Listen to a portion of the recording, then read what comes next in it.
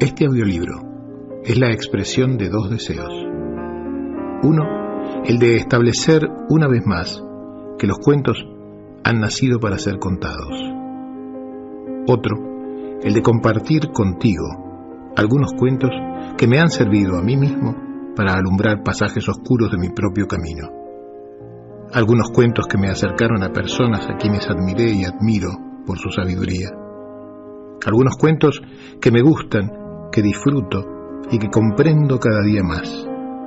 Algunos cuentos, en fin, que he contado decenas de veces a las personas que más quiero en el mundo, mis hijos, Claudia y Demián.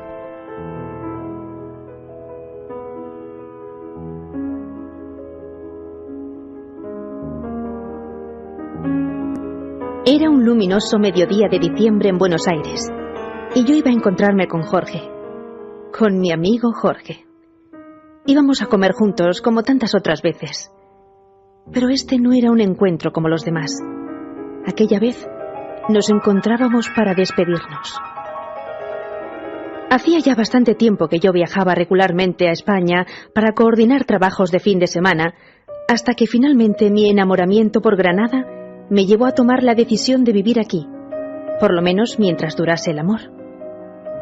Fue por esta pasión que entre charla y comida china nos estábamos despidiendo. Después de almorzar y charlar, tomamos café. Y luego seguimos charlando. Caminábamos y tomábamos helado. Y luego, todavía más charla y más caminata. Finalmente, al anochecer, nos abrazamos fuertemente y nos dijimos hasta pronto. Llevaba conmigo Cartas para Claudia, el primer libro de Jorge. Era como llevarme un pedacito de él, que hasta hoy me acompaña.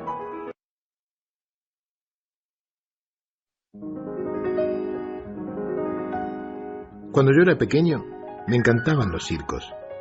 Y lo que más me gustaba de los circos eran los animales. Me llamaba especialmente la atención el elefante, que como más tarde supe, era también el animal preferido por casi todos los niños. Durante la función, la enorme bestia hacía gala de un peso, un tamaño y una fuerza descomunales. Pero después de la actuación, y hasta poco antes de volver al escenario, el elefante siempre permanecía atado a una pequeña estaca clavada en el suelo con una cadena que aprisionaba una de sus patas. Sin embargo, la estaca era solo un minúsculo pedazo de madera apenas enterrado unos centímetros en el suelo, y aunque la cadena era gruesa y poderosa, me parecía obvio que un animal, capaz de arrancar un árbol de cuajo con su fuerza, podría liberarse con facilidad de la estaca y huir. El misterio sigue pareciéndome evidente. ¿Qué lo sujeta? ¿Por qué no huye? Cuando yo tenía 5 o 6 años, todavía confiaba en la sabiduría de los mayores. Y entonces pregunté a un maestro, a un padre o un tío por el misterio del elefante. Alguno de ellos me explicó que el elefante no se escapaba porque estaba amaestrado.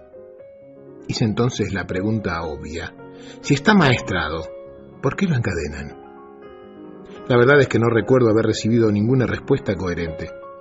Con el tiempo, olvidé el misterio del elefante y de la estaca y solo lo recordaba cuando me encontraba con otros que también se habían hecho esa pregunta alguna vez.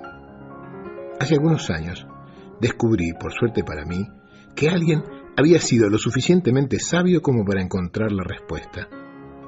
El elefante del circo no escapa porque ha estado atado a una estaca parecida desde que era muy pequeño. Cerré los ojos e imaginé al indefenso elefante recién nacido sujeto a la estaca. Estoy seguro de que en aquel momento el elefantito empujó, tiró y sudó tratando de soltarse. A pesar de sus esfuerzos, no lo consiguió, porque aquella estaca era realmente demasiado dura para él. Imaginé que el elefantito se dormía agotado y que al día siguiente lo volvía a intentar, y al otro día, y al otro, hasta que un día terrible para su historia futura, el animal aceptó su impotencia y se resignó a su destino. Ese elefante enorme y poderoso que vemos en el circo no escapa porque cree, pobre, que no puede. Tiene grabado el recuerdo de la impotencia que sintió realmente poco después de nacer. Y lo peor es que jamás ha vuelto a cuestionar seriamente ese recuerdo. Jamás intentó volver a poner a prueba su fuerza. Así es, Demián. Todos somos un poco como el elefante del circo. Vamos por el mundo atados a cientos de estacas que nos restan libertad.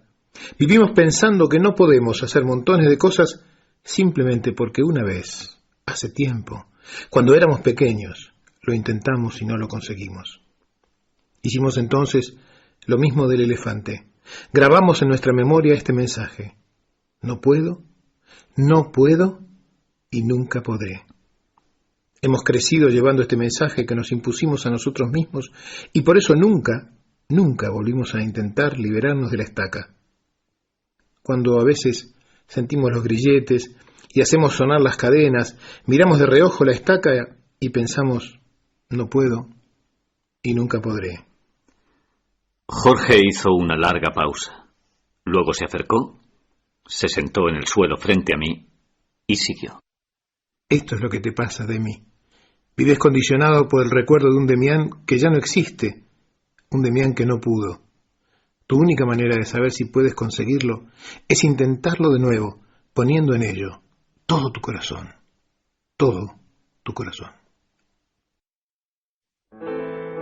Había una vez un extraño hombre que iba por el mundo con un ladrillo en la mano. Había decidido que cada vez que alguien le molestara hasta hacerle rabiar, le daría un ladrillazo.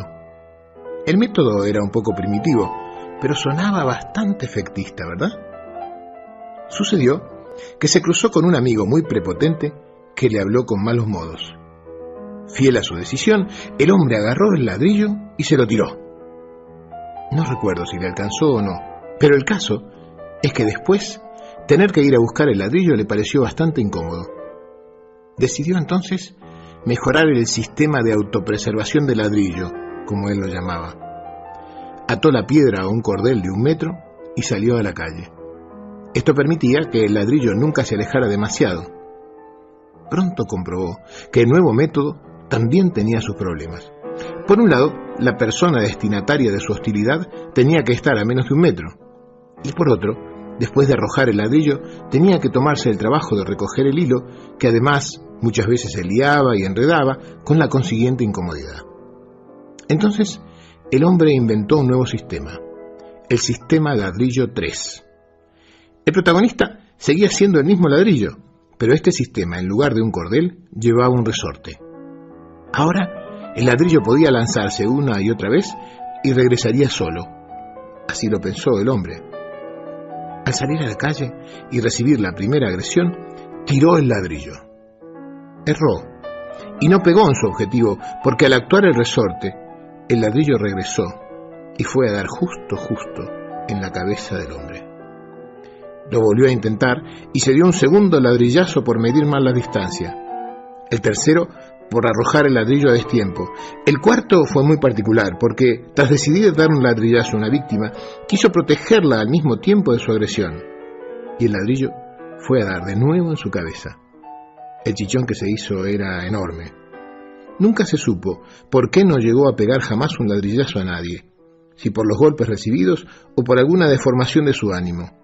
Sea como fuere, todos los golpes que tiró siempre fueron para él mismo. Este mecanismo se llama retroflexión. Básicamente consiste en proteger a los demás de nuestra propia agresividad. Cada vez que lo hacemos, nuestra energía agresiva y hostil se detiene justo antes de llegar al otro, y se detiene por medio de una barrera que nos imponemos nosotros mismos. Claro, esta barrera no absorbe el impacto, sino que simplemente lo refleja. Y todo ese enfado, ese mal humor, esa agresión, se vuelve contra nosotros mismos a través de conductas reales de autoagresión.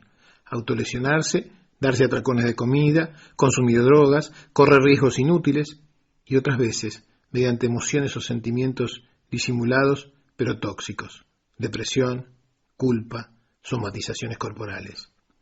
Es muy probable que un utópico ser humano iluminado, lúcido y sólido jamás se enojara.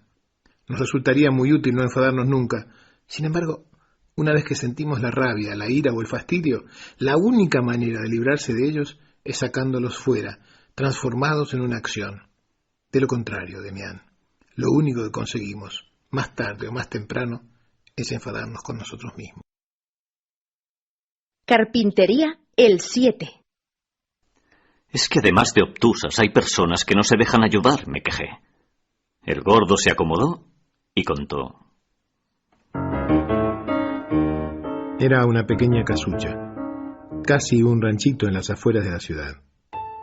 Delante tenía un pequeño taller con algunas máquinas y herramientas, 2 habitaciones, una cocina y un rudimentario baño detrás. Sin embargo, Joaquín no se quejaba.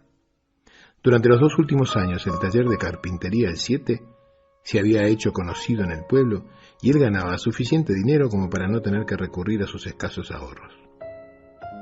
Esa mañana, como todas, se levantó a las 6:30 para ver salir el sol. No obstante, no pudo llegar al lago. Por el camino, a unos 200 metros de su casa, casi tropezó con el cuerpo herido y maltrecho de un joven.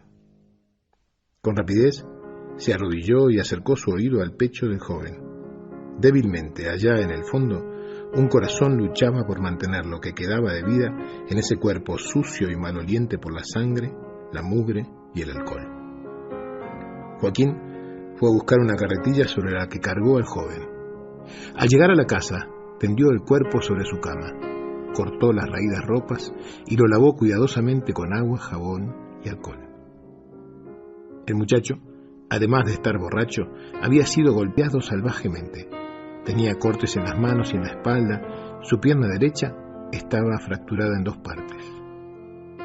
Durante los días siguientes, toda la vida de Joaquín se centró en la salud de su obligado huésped. Curó y vendó sus heridas, entablilló su pierna y alimentó al joven con pequeñas cucharadas de caldo de pollo. Cuando el muchacho despertó, Joaquín estaba a su lado, mirándolo con ternura y ansiedad. «¿Cómo estás?», preguntó Joaquín. «Bien, creo», respondió el joven mientras miraba su cuerpo aseado y curado. «¿Quién se ha ocupado de mí?».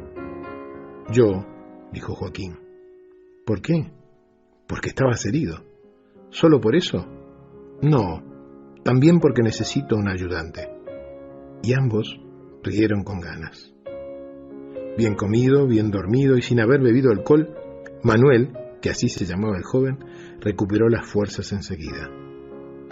Joaquín intentaba enseñarle el oficio, y Manuel intentaba rehuir del trabajo todo lo que podía. Una y otra vez Joaquín intentaba inculcar en aquella cabeza deteriorada por la vida disoluta las ventajas del buen trabajo, del buen nombre y de la vida honesta. Una y otra vez, Manuel parecía que le entendía, y 2 horas o 2 días después volvía a quedarse dormido o se olvidaba de cumplir con la tarea que Joaquín le había encomendado. Pasaron los meses. Manuel estaba completamente recuperado. Joaquín había destinado a Manuel la habitación principal, una participación en el negocio y el primer turno en el baño. Todo a cambio de la promesa del joven de dedicarse verdaderamente al trabajo. Una noche, mientras Joaquín dormía, Manuel decidió que 6 meses de abstinencia eran suficientes. Creyó que una copa en el pueblo no le haría daño. Por si Joaquín se despertaba por la noche, cerró la puerta de su habitación desde dentro y salió por la ventana, dejando una vela encendida para que diera la impresión de que estaba allí. A la primera copa siguió la segunda y a esta la tercera y la cuarta y otras muchas más. Cantaba con sus compañeros de borrachera cuando pasaron los bomberos por la puerta del bar haciendo sonar la sirena. Manuel no asoció este hecho con lo que estaba pasando, hasta que de madrugada, tambaleándose, llegó a la casa y vio la muchedumbre reunida en la calle. Solo una pared, las máquinas y algunas herramientas se salvaron del incendio. Todo lo demás quedó destruido por el fuego. De Joaquín solo encontraron 4 o 5 huesos chamuscados que enterraron en el cementerio bajo una lápida donde Manuel hizo grabar el siguiente epitafio: «Lo haré, Joaquín, lo haré». Con mucho trabajo, Manuel reconstruyó la carpintería. Él era vago, pero hábil, y lo que había aprendido de Joaquín le sirvió para llevar adelante aquel negocio. Siempre tenía la sensación de que desde algún lugar Joaquín lo miraba y le animaba. Manuel lo recordaba en cada logro: su boda, el nacimiento de su primer hijo, la compra de su primer coche.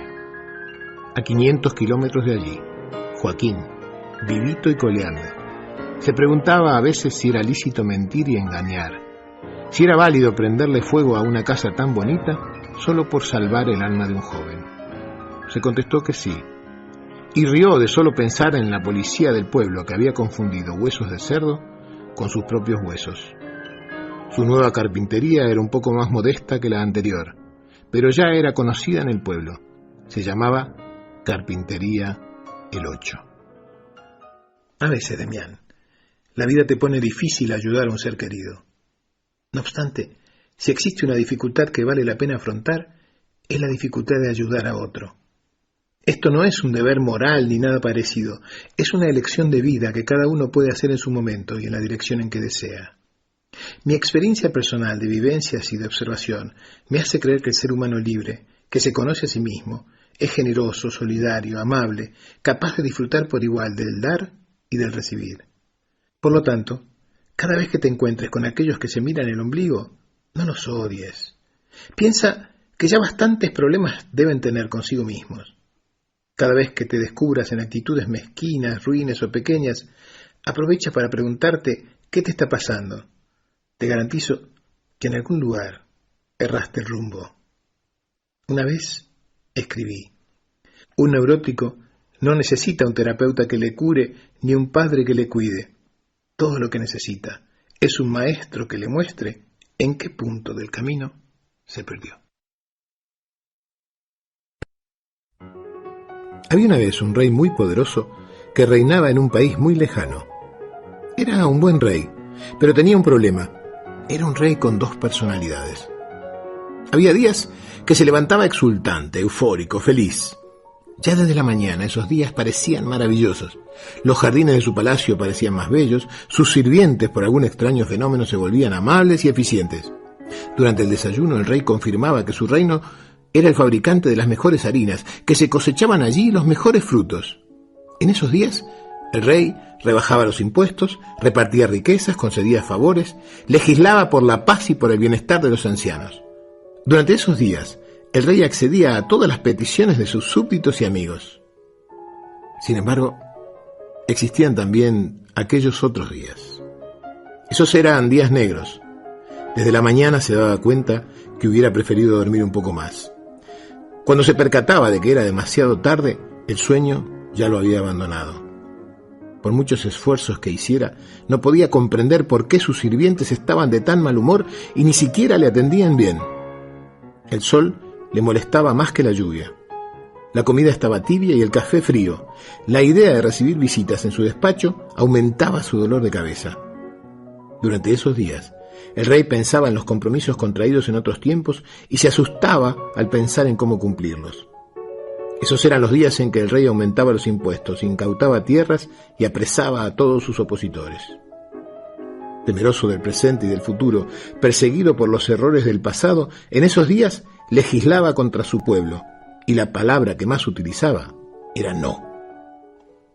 Consciente de los problemas que estos cambios de humor le ocasionaban, el rey llamó a todos los sabios, magos y consejeros de su reino a una reunión.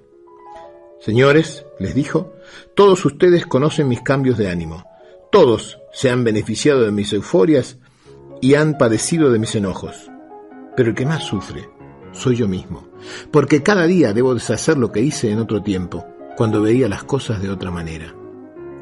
Necesito, señores, que trabajéis juntos para conseguir el remedio, sea un brebaje o un conjuro, que me impida ser tan absurdamente optimista como para no ser consciente de los riesgos que corro, y tan ridículamente pesimista como para oprimir y dañar a los que quiero. Los sabios aceptaron el reto, y durante varias semanas trabajaron en el problema del rey. Sin embargo, ninguna alquimia, ningún hechizo, ninguna hierba consiguió encontrar la respuesta al asunto planteado. Los consejeros se presentaron ante el rey y le confesaron su fracaso. Esa noche, El rey lloró. Una mañana, un extraño visitante le pidió audiencia. Era un misterioso hombre de tez oscura, vestido con una raída túnica que en algún momento parecía haber sido blanca. Majestad, dijo el hombre haciendo una reverencia, en el lugar de donde vengo se habla de tus males y de tu dolor. He venido a traerte el remedio. Bajando la cabeza, acercó al rey una cajita de cuero. El rey, entre sorprendido y esperanzado, la abrió y buscó dentro de la caja. Lo único que encontró allí era un anillo plateado. Gracias, dijo el rey. ¿Es un anillo mágico? Ciertamente lo es, respondió el viajero, pero su magia no actúa solo por llevarlo en el dedo. Todas las mañanas, en cuanto te levantes, deberás leer la inscripción que lleva el anillo. Deberás recordar esas palabras cada vez que mires el anillo en tu dedo. El rey tomó el anillo y leyó en voz alta: debes saber que esto también pasará.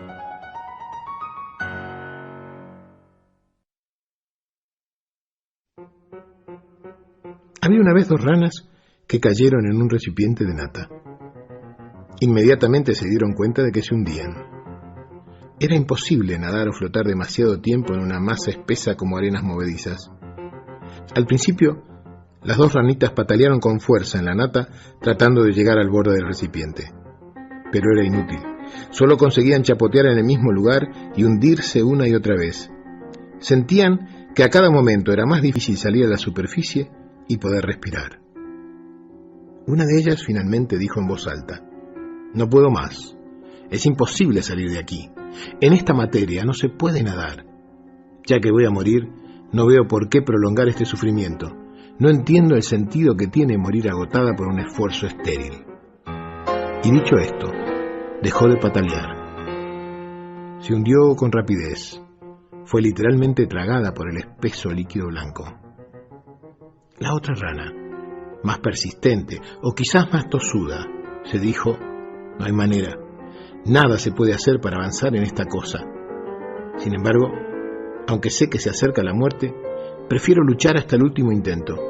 No quiero morir ni un segundo antes de que llegue mi hora. Y con esta idea, siguió pataleando y chapoteando siempre en el mismo lugar, sin avanzar ni un centímetro, durante horas y horas. Y de pronto, de tanto patalear y batir las ancas, de tanto agitar y patalear, la nata se convirtió en mantequilla. Sorprendida, la rana dio un salto y patinando llegó hasta el borde del recipiente. Desde allí saltó al camino y regresó a su casa croando alegremente. No había en aquel pueblo un oficio peor visto y peor pagado que el de ser portero del prostíbulo. Pero, ¿qué otra cosa podría hacer aquel hombre? De hecho, nunca había aprendido a leer ni a escribir, no tenía ninguna otra actividad ni oficio.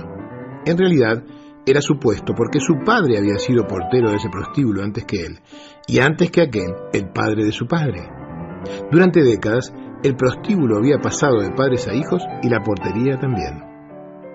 Un día, el viejo propietario murió, y un joven con inquietudes, creativo y emprendedor, se hizo cargo del prostíbulo. El joven decidió modernizar el negocio, modificó las habitaciones y después citó al personal para darle nuevas instrucciones. Al portero le dijo: a partir de hoy, usted, además de estar en la puerta, me va a tener que preparar un informe semanal.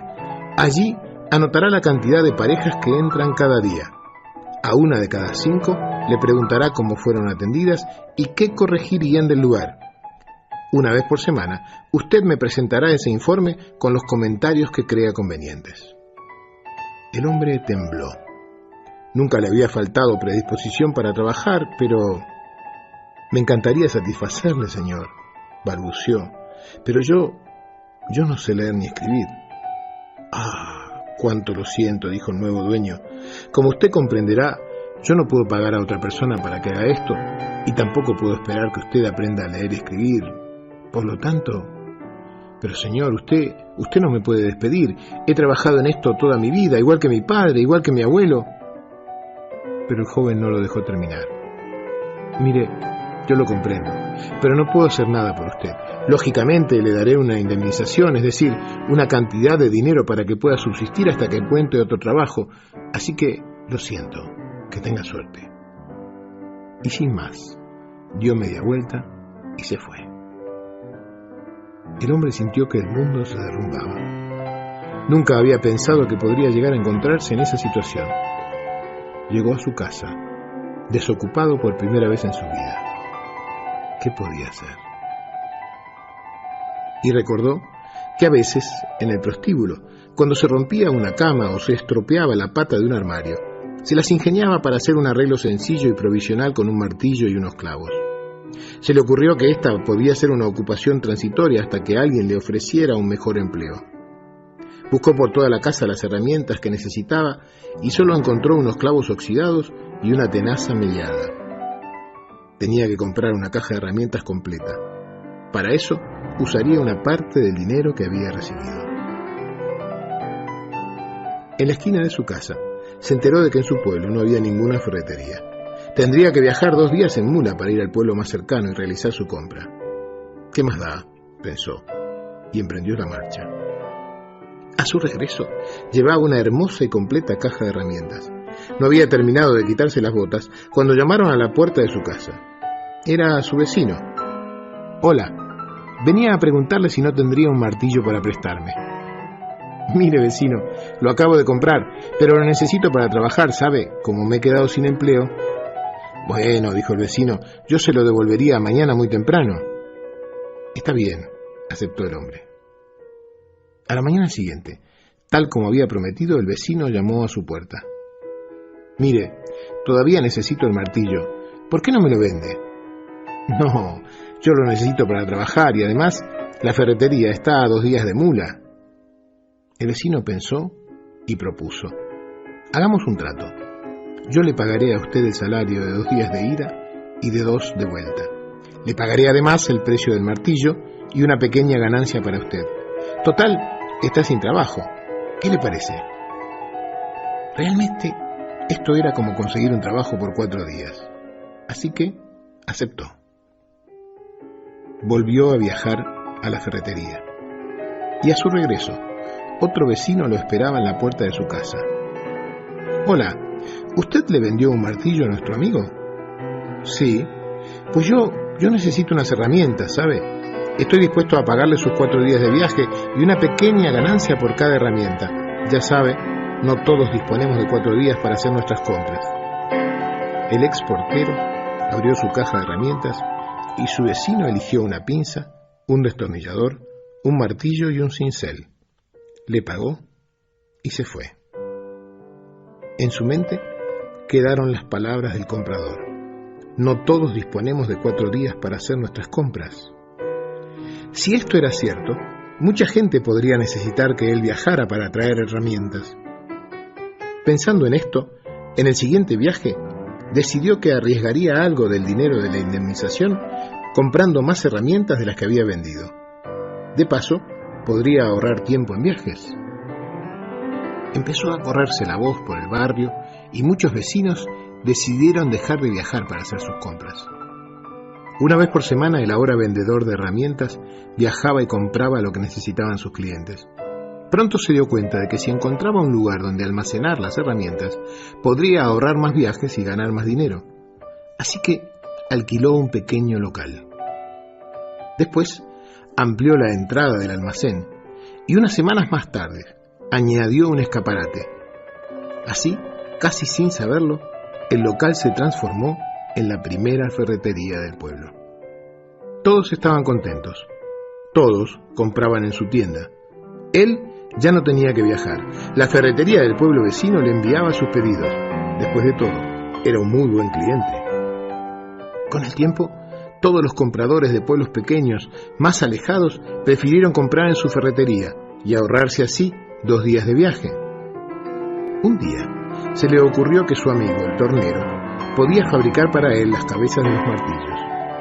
Y después, ¿por qué no?, también tenazas sencillas, y pinzas, y cinceles. Luego siguieron los clavos y los tornillos.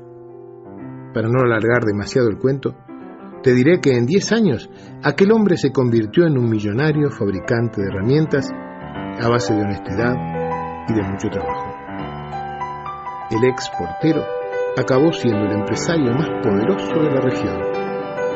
Tan poderoso que un día, con motivo del inicio del año escolar, decidió donar a su pueblo una escuela. Además de leer y escribir, allí se enseñarían las artes y los oficios más prácticos de la época. El intendente y el alcalde organizaron una gran fiesta de inauguración de la escuela y una importante cena de homenaje para su fundador. A los postres, el alcalde le entregó las llaves de la ciudad y el intendente lo abrazó y le dijo: «Es con gran orgullo y gratitud que le pedimos que nos conceda el honor de poner su firma en la primera página del libro de actas de la nueva escuela». «El honor sería para mí», dijo el hombre. «Creo que nada me gustaría más que firmar allí, pero yo no sé leer ni escribir, yo soy analfabeto». «¿Usted?», dijo el intendente, y no alcanzaba ciertamente a creerlo. «¿Usted no sabe leer ni escribir? Usted, que construyó un imperio industrial, lo hizo sin saber leer ni escribir. Estoy asombrado. Me pregunto, ¿qué hubiera hecho si hubiera sabido leer y escribir?». «Yo se lo puedo contestar», respondió el hombre con calma. «Si yo hubiera sabido leer y escribir, sería portero del prostíbulo».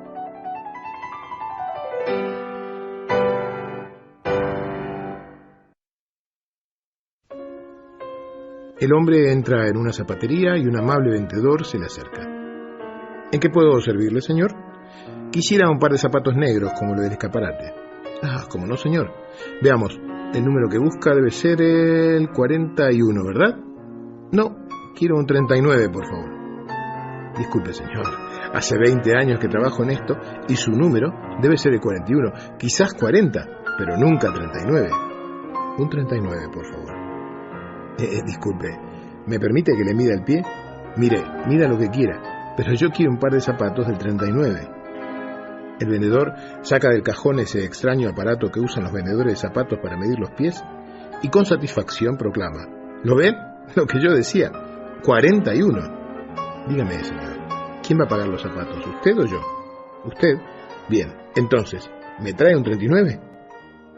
El vendedor, entre resignado y sorprendido, va a buscar el par de zapatos del número 39. Por el camino, cree darse cuenta de lo que ocurre. Los zapatos no son para el hombre, seguramente son para hacer un regalo. «Señor, aquí los tiene, 39 negros. ¿Me permite un calzador, por favor?». «¿Se los va a poner?». «Sí, claro». «¿Son para usted?». «Sí, son para mí. ¿Me trae un calzador?». El calzador es imprescindible para conseguir que ese pie entre en ese zapato. Después de varios intentos y de ridículas posiciones, el cliente consigue meter todo su pie dentro del zapato. Entre ayes y gruñidos, camina algunos pasos sobre la alfombra con creciente dificultad. «Está bien», dice, «me los llevo». Al vendedor le duelen sus propios pies solo de imaginar los dedos del cliente aplastados dentro de los zapatos del 39. «Se los envuelvo», propone. «No, me los llevo puestos». El cliente sale de la tienda y camina como puede las 3 manzanas que le separan de su trabajo. Él curra como cajero en un banco. A las 4 de la tarde, después de haber pasado más de 6 horas de pie dentro de esos zapatos, su cara está desencajada. Tiene los ojos enrojecidos y las lágrimas caen copiosamente de sus ojos. Su compañero de la caja de al lado lo ha estado observando toda la tarde y está seriamente preocupado por él. «¿Qué te pasa, hombre?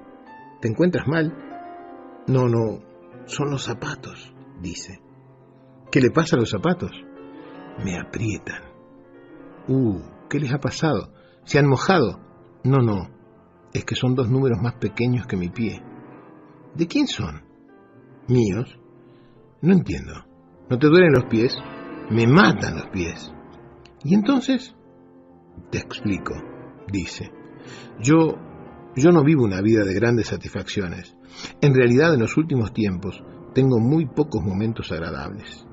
Y me estoy matando con estos zapatos. Sufro terriblemente, es cierto. pero dentro de unas horas, cuando llegue a mi casa y me los quite, ¿te imaginas el placer que sentiré? ¡Qué placer, tío! ¡Qué placer! Parece una locura, ¿verdad? Lo es, Demián. Lo es. Esta es en gran medida nuestra pauta educativa. Yo creo que mi postura también es un extremo. Y sin embargo, creo que vale la pena probarla como si fuera un traje para ver cómo nos queda. Yo creo que no hay nada verdaderamente valioso que se pueda obtener con esfuerzo. Nada, absolutamente nada. Me fui a mi casa caminando despacio y pensando en su última frase, grosera y contundente. El esfuerzo para el estreñimiento. Caminaba distraídamente por la calle cuando la vio. Era una enorme y hermosa montaña de oro. El sol le daba de lleno y al rozar su superficie reflejaba tornasoles multicolores que la hacían parecer un objeto galáctico salido de una película de Steven Spielberg. Se quedó un rato mirándola como hipnotizado. ¿Tendrá dueño?, pensó. Miró hacia todas partes y no vio a nadie a su alrededor. Al final se acercó y la tocó. Estaba tibia. Pasando los dedos por su superficie, le pareció que su suavidad era la correspondencia táctil perfecta de su luminosidad y su belleza. La quiero para mí, sintió y dijo en voz alta. Muy suavemente la levantó y comenzó a caminar con ella en brazos hacia las afueras de la ciudad. Fascinado, entró lentamente en el bosque y se dirigió a un claro. Allí, bajo el sol de la tarde, la colocó con cuidado sobre la hierba y se sentó a contemplarla. Es la primera vez que tengo algo valioso para mí, algo que es mío, solo mío, pensaron los dos, él y la montaña, a la vez. Cuando poseemos algo y nos esclavizamos dependiendo de ese algo, ¿quién tiene a quién, Demián? ¿Quién tiene a quién?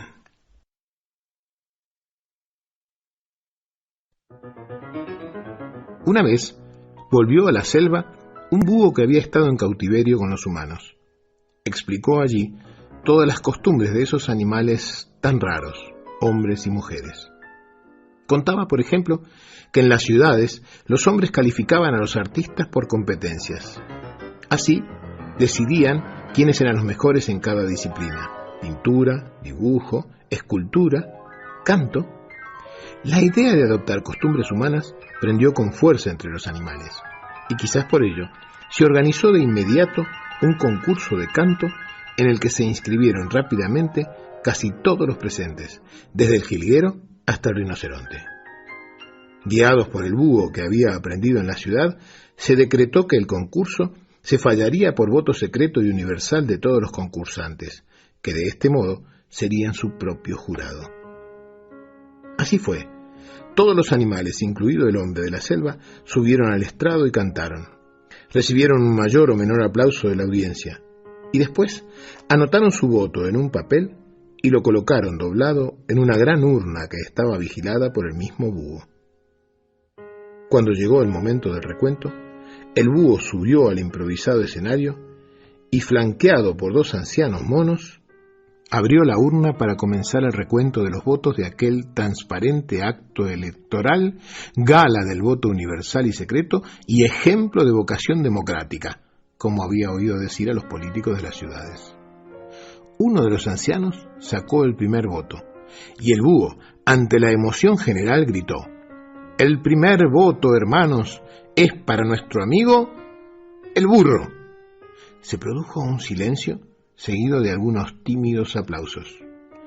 «Segundo voto, el burro». Desconcierto general. «Tercero, el burro». Los concursantes empezaron a mirarse unos a otros, sorprendidos al principio, con ojos acusadores después, y por último, al seguir apareciendo votos para el burro, cada vez más avergonzados y sintiéndose culpables de sus propias actitudes. Todos sabían que no había peor canto que el desastroso rebuzno del equino. Sin embargo, uno tras otro, los votos lo elegían como el mejor de los cantantes. Y así sucedió. Terminado el escrutinio, quedó decidido por libre elección del imparcial jurado que el desigual y estridente grito del burro era el ganador. Así, el burro fue declarado como poseedor de la mejor voz de la selva y todos sus alrededores. El búho explicaría después lo sucedido. Cada concursante, considerándose a sí mismo el indudable vencedor, había dado su voto al menos cualificado de los concursantes, aquel que supuestamente no podía representar amenaza ninguna. La votación fue casi unánime. Solo 2 votos no fueron para el burro. El del propio burro, que creía que no tenía nada para perder y había votado sinceramente por la calandria, y el del hombre, que, como siempre, había votado por sí mismo.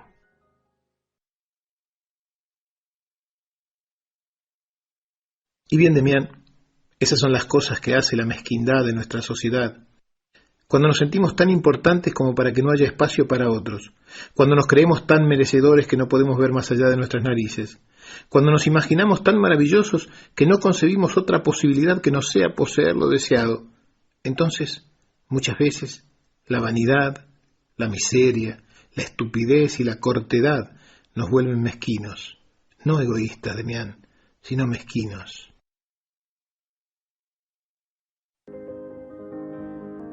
Había una vez, en la ciudad de Cracovia, un anciano piadoso y solidario que se llamaba Itzi. Durante varias noches, Itzi soñó que viajaba a Praga y que llegaba hasta un puente sobre un río. Soñó que a un lado del río y debajo del puente se hallaba un frondoso árbol. Soñó que él mismo cavaba un pozo al lado del árbol y que de ese pozo sacaba un tesoro que le traía bienestar y tranquilidad para toda su vida. Al principio, Itzi no le dio importancia, pero cuando el sueño se repitió durante varias semanas, interpretó que era un mensaje divino, y decidió que no podía desoír esa información que le llegaba de Dios, o no se sabía de dónde, mientras dormía. Así que, fiel a su intuición, cargó su mula para un largo viaje y partió hacia Praga. Después de 6 días de marcha, el anciano llegó a la ciudad. Se dedicó inmediatamente a buscar el puente sobre el río en las afueras de Praga. No había muchos ríos ni muchos puentes, así que encontró enseguida el lugar que buscaba. Todo era igual que en su sueño. El río, el puente, el árbol debajo del puente. Ese era el lugar donde cavar. Pero había un pequeño detalle que no aparecía en su sueño. El puente era custodiado día y noche por un soldado de la Guardia Imperial. Itzi no se atrevió a cavar mientras el soldado estuviera allí, así que acampó cerca del puente y esperó. Esperó y esperó y esperó, y la tercera noche el soldado empezó a sospechar de aquel hombre que acampaba cerca de su puente, así que se acercó a interrogarle. El viejo no encontró razón para mentirle, y por eso le contó que había llegado desde una ciudad muy lejana, porque había soñado que en Praga, bajo un puente como aquel, al lado de un árbol, había un tesoro enterrado. El guardia empezó a reír a carcajadas. «Mira que has viajado tanto por una estupidez. Yo mismo, desde hace más de 5 años, sueño todas las noches que en la ciudad de Cracovia, debajo de la cocina de un viejo loco llamado Itzi, hay un tesoro enterrado. Mira si yo debería ir a Cracovia a buscar al tal Itzi, a cavar debajo de su cocina para buscar un tesoro. ¡Qué ridículo sería!». Itzi entendió el mensaje, dio amablemente las gracias al guardia y regresó a su casa. Al llegar, cavó un pozo bajo su cocina y encontró el tesoro que siempre había estado allí enterrado. Después del cuento, el gordo hizo un largo silencio hasta que sonó el timbre de la puerta. Era su siguiente paciente. Jorge se acercó, me abrazó, me besó en la frente y me fui. Repasé la sesión mentalmente. Al principio de la conversación, el gordo me había dicho lo mismo que quería explicarme con sus cuentos. La respuesta a tus preguntas no la tengo yo, sino tú. Las respuestas las encontraría en mí, No en Jorge, ni en los libros, ni en la terapia, ni en mis amigos. En mí, solo en mí. Como Itzi, el tesoro que estaba buscando estaba aquí y en ningún otro sitio. En ningún otro lugar, me repetía una y otra vez, en ningún otro lugar. Y entonces me di cuenta. Nadie podía decirme si la terapia sirve o no. Solo yo podía saber si me sirve. Y esta respuesta es tan solo válida para mí, y solo en este momento, por ahora. Ahora entendía que yo había pasado gran parte de mi vida buscando a alguien que me dijera qué estaba bien y qué estaba mal. Buscando a otros que me miraran para verme a mí mismo. Buscando fuera lo que en realidad siempre estuvo dentro, debajo de mi propia cocina. Ahora quedaba claro que la terapia no es más que una herramienta para poder cavar en el lugar correcto y desenterrar el tesoro escondido. El terapeuta no es más que aquel soldado que a su modo te dice una y otra vez dónde debes buscar y repite incansablemente que es estúpido buscar fuera. La confusión había cesado y como Itzi me sentí afortunado y tranquilo al saber por fin que el tesoro está conmigo, que siempre lo estuvo y que es imposible perderlo. Había una vez otro rey. Era el monarca de un pequeño país llamado Principado de Ubilandia. Su reino estaba lleno de viñedos y todos sus súbditos se dedicaban a la elaboración del vino. Con la exportación a otros países, las 15.000 familias que habitaban Ubilandia ganaban suficiente dinero para vivir bastante bien, pagar los impuestos y hasta darse algunos lujos. Hacía ya varios años que el rey estudiaba las finanzas del reino. El monarca era justo y comprensivo. No le gustaba la sensación de meterle la mano en los bolsillos a los habitantes de Ubilandia.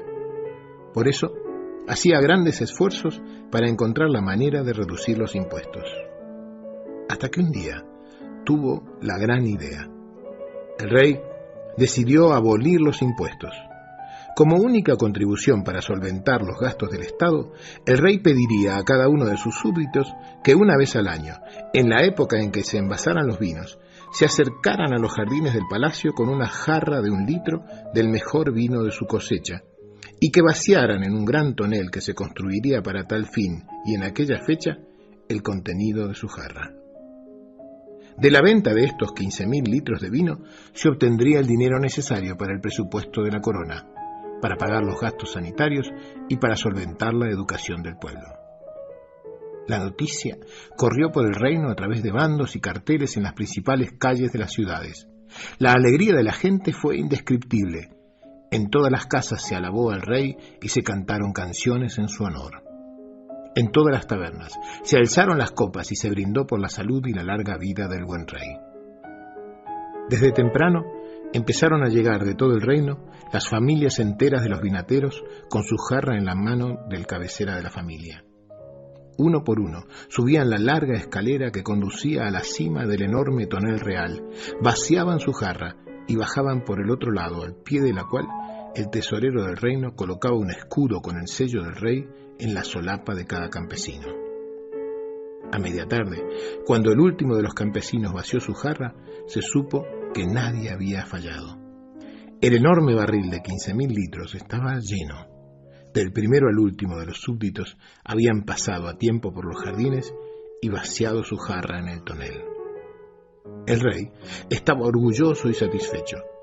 Al caer el sol, cuando el pueblo se reunió en la plaza frente al palacio, el monarca salió a su balcón aclamado por su gente. Todos estaban felices. En una hermosa copa de cristal, herencia de sus ancestros, el rey mandó a buscar una muestra del vino recogido. Con la copa en camino, el soberano les habló. Maravilloso pueblo de Ubilandia. Tal como había imaginado, todos los habitantes del reino han acudido hoy al palacio. Quiero compartir con vosotros la alegría de la corona al confirmar que la lealtad del pueblo con su rey es igual a la lealtad del rey con su pueblo.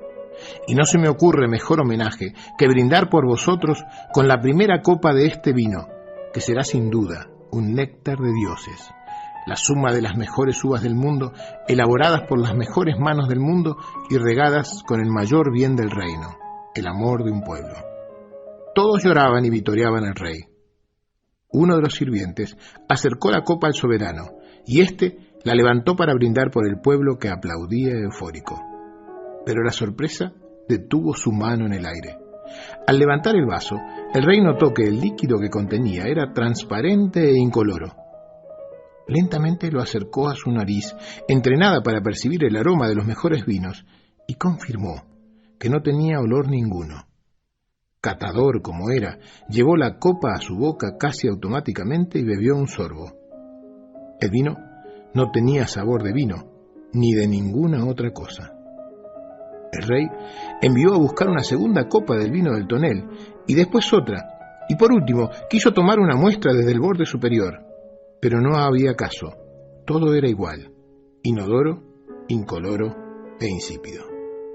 Los alquimistas del reino fueron llamados con urgencia para analizar la composición del vino.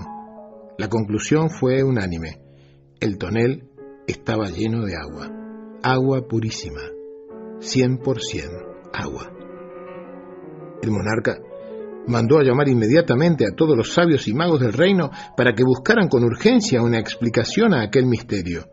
¿Qué conjuro, qué reacción química o hechizo había sucedido para que esa mezcla de vinos se transformara en agua? El más anciano de los ministros del gobierno se acercó y le dijo al oído: ¿Milagro, Alteza? ¿Conjuro? ¿Alquimia, Majestad? Nada de eso, señor. Nada de eso. Vuestros súbditos son humanos, Majestad. Eso es todo. No entiendo, dijo el rey. Tomemos por caso a Juan, empezó a explicar el ministro. Juan tiene un enorme viñedo que abarca desde el monte hasta el río. Las uvas que cosecha son las mejores cepas del reino y su vino es el primero en venderse, y al mejor precio.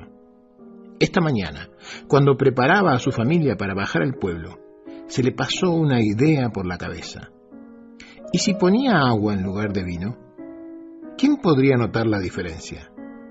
Una sola jarra de agua en 15.000 litros de vino no se podría notar.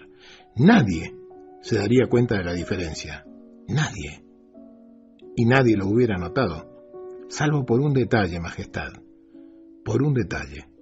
Todos pensaron lo mismo.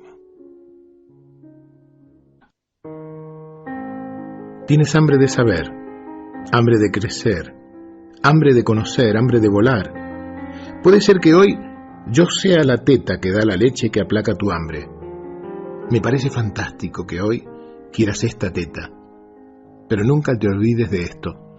No es la teta la que te alimenta, es la leche. La esposa sorda. Nada más sentarme empecé a hablar. Aquel día tenía muy claro sobre qué quería trabajar. Mis discusiones con mi pareja. Me parece que Gabriela está de la cabeza. ¿De la qué? De la cabeza. Chiflada, volada, loca como una cabra. ¿Pero por qué lo dices? Porque llevamos toda la semana discutiendo por el tema de las vacaciones. Resulta que Gabriela quiere que pasemos todo el mes en Uruguay con sus padres, que nos han invitado. Y yo no quiero ir, porque preferiría pasar las vacaciones en Argentina, con un grupo de amigos del club. Yo sé que ella lo pasaría mucho mejor en Argentina, pero está empeñada con lo de Uruguay. Y si hay algo que a mí me saca de quicio, es que Gabriela se empecine con algo. Cuanto más la veo así, más tozudo me pongo yo. Hasta que llega un momento en que no puedo seguir hablando con ella porque tengo la sensación de que es absolutamente incapaz de abrir su mente y escuchar otras opiniones. ¿Y por qué ella prefiere ir a Uruguay? Por nada, es un capricho. Pero ella no dice que es un capricho, ¿o sí? No, ella dice que quiere ir a Uruguay. ¿Y tú no le has preguntado por qué? Sí, claro que se lo he preguntado, pero ya no recuerdo qué tontería me contestó. Dime, Demián, si no sabes qué te contestó, ¿cómo es que puedes decir que es una tontería? Porque cuando Gabriela se encapricha con algo, dice cualquier cosa y no atiende razones. Descalifica todo lo que dice el otro y lo único que entiende son sus propios argumentos. Ajá, descalifica tus argumentos. Sí. Dice, por ejemplo, que lo tuyo son estupideces o que eres un cabezota. Eso. O que eres un caprichoso. Sí, también. ¿Cómo lo sabes? Sí, porque ayer me contaron un chiste. Había una vez un hombre que tenía un criado bastante tonto. El hombre no era tan mezquino como para despedirlo, ni tan generoso como para mantenerlo sin que hiciera nada, que es lo mejor que se puede hacer con un tonto, digo de paso. El caso es que el hombre trataba de darle tareas sencillas para que el tonto sirviera para algo. Un día lo llamó y le dijo: ve hasta el almacén y compra una medida de harina y una medida de azúcar. La harina es para hacer pan y el azúcar para hacer dulces, así que procura que no se mezclen. ¿Me has escuchado? Que no se mezclen. El criado hizo esfuerzos por recordar la orden: una medida de harina y una medida de azúcar, y que no se mezclen, que no se mezclen. Cogió una bandeja y fue hasta el almacén. Camino del almacén, repetía para sus adentros: una medida de harina y una medida de azúcar, que no se mezclen, que no se mezclen. Llegó al almacén. Señor, deme una medida de harina. El almacenero metió el jarro de la medida en la harina y lo sacó colmado.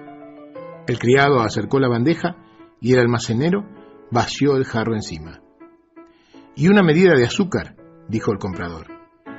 De nuevo el almacenero tomó una medida, la introdujo en el gran cajón y la sacó esta vez llena de azúcar. Que no se mezclen, dijo el criado. ¿Y entonces dónde pongo el azúcar?, preguntó el almacenero.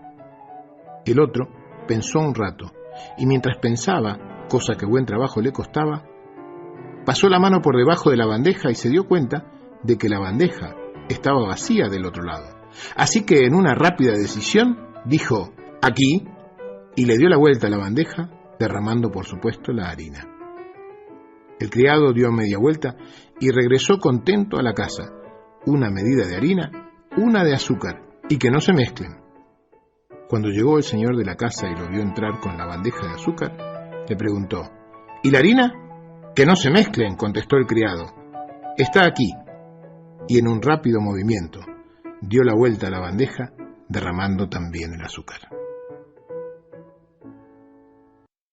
Las alas son para volar. Ese día, Jorge me esperaba con un cuento.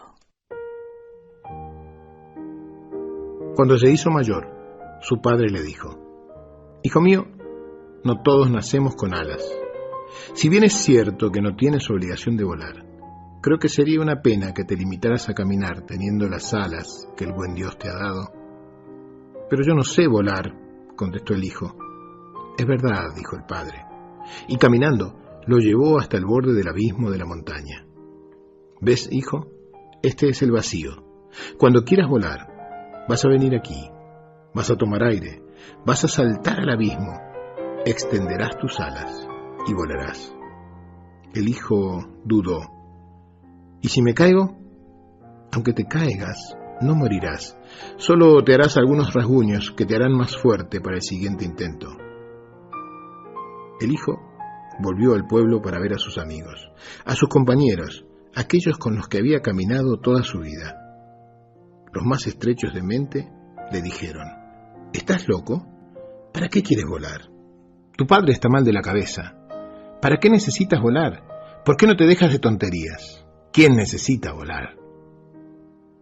Los mejores amigos le aconsejaron: ¿y si fuera cierto? Pero ¿no será peligroso? ¿Por qué no empiezas despacio? Prueba a tirarte desde una escalera o desde la copa de un árbol, pero desde la cima. El joven escuchó el consejo de quienes lo querían. Subió a la copa de un árbol y, llenándose de coraje, saltó. Desplegó las alas, las agitó en el aire con todas sus fuerzas, pero desgraciadamente se precipitó a tierra. Con un gran chichón en la frente se cruzó con su padre. «Me mentiste», le dijo. «No puedo volar. Lo he probado y mira el golpe que me di. No soy como tú. Mis alas solo son de adorno». «Hijo mío», dijo el padre, «para volar hay que crear el espacio de aire necesario para que las alas se desplieguen. Es como tirarse en paracaídas, ¿sabes? Necesitas cierta altura antes de saltar. Para volar, hijo mío, hay que empezar asumiendo riesgos. Si no quieres riesgos, lo mejor quizás sea resignarse y seguir caminando para siempre».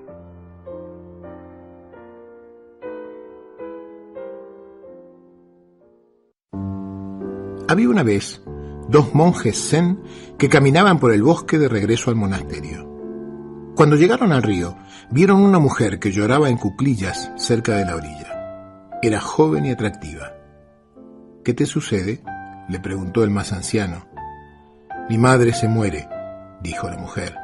«Está sola en casa, al otro lado del río, y yo no puedo cruzar. Lo intenté, pero la corriente me arrastra, y no podré llegar nunca al otro lado sin ayuda. Pensé que no la volvería a ver con vida, pero ahora que habéis aparecido vosotros, entre los dos podrían ayudarme a cruzar». «Ojalá pudiéramos», se lamentó el más joven de los monjes, «pero la única manera de ayudarte sería cargarte a través del río, y nuestro voto de castidad nos impide todo contacto con el sexo opuesto. Lo tenemos prohibido. Lo siento». «Yo también lo siento», dijo la mujer, y volvió a llorar. El monje más sabio se arrodilló, bajó la cabeza y simplemente dijo: «Sube». La mujer no podía creerlo, pero con rapidez tomó su atillo de ropa y subió a horcajadas sobre el monje. Con bastante dificultad el anciano cruzó el río, seguido por el joven.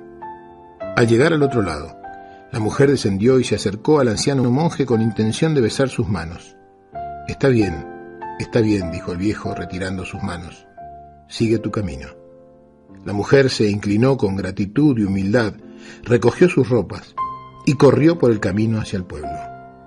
Los monjes, sin decir palabra, retomaron su marcha al monasterio.